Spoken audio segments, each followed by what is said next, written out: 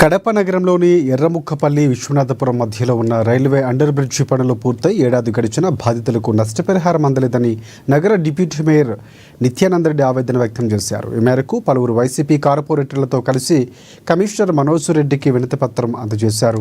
అప్పటి ముఖ్యమంత్రి వైఎస్ఆర్ మరణానంతరం ఎవరూ పట్టించుకోలేకపోయినా వైసీపీ ప్రభుత్వం అధికారంలోకి వచ్చాక ఆ పనులు పూర్తయినట్లు తెలిపారు. పలువురు బాధితులకు నష్టపరిహారం ఇవ్వకుండా జాప్యం చేస్తున్నారని వివరించారు. నెల రోజుల్లోగా బాధితులకు నష్టపరిహారం ఇవ్వకపోతే ఆందోళన చేపడతామని డిప్యూటీ మేయర్ హెచ్చరించారు.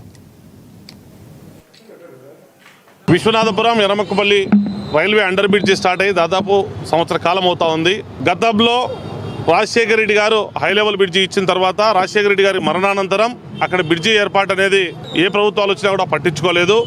తర్వాత 2019లో వైఎస్ఆర్ గవర్నమెంట్ వచ్చిన తర్వాత మేము మళ్ళీ కూడా మా మేయర్ గారు, ఎంపీ గారు, ఎమ్మెల్యే గారు, తర్వాత పాత గౌరవ కమిషనర్ గారు కూడా మాకందరూ సహకరించి మేము 18 తర్వాత 16, 17, 19, 20 డివిజన్ల కార్పొరేట్ 21 డివిజన్ కార్పొరేటర్లు అందరం కూడా మేము ఆ రోజు అర్జీ ఇచ్చి అడుగుతానే దాన్ని స్పందించి ఆ రోజు చేయడం జరిగింది.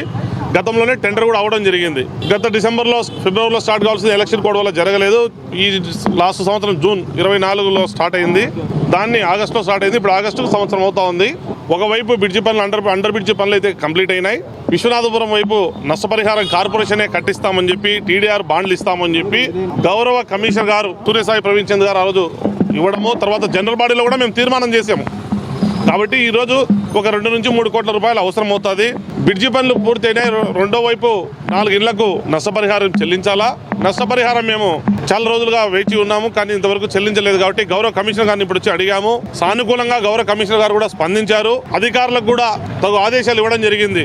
వెంటనే అక్కడ ఉన్నటువంటి నష్టపరిహారం చెల్లించడానికి ఎర్రముక్కపల్లి సైడ్ కానీ విశ్వనాథపురం సైడ్ కానీ స్క్వేర్ ఫీట్కి ఏం జరుగుతూ ఉంది దాన్ని బేస్ చేసుకొని నష్టపరిహారం చెల్లించమని చెప్పి అడగడం జరిగింది. ఆ నష్టపరిహారం కూడా 2 కోట్లు 3 కోట్లు కార్పొరేషన్కు పెద్ద డబ్బులు కాదు. కాబట్టి మేము కూడా కార్పొరేషన్ వారిని అడిగిన వెంటనే కమిషనర్ 2 వైపులా రోడ్డు కూడా 10 మీటర్స్ రోడ్డు పెట్టారు.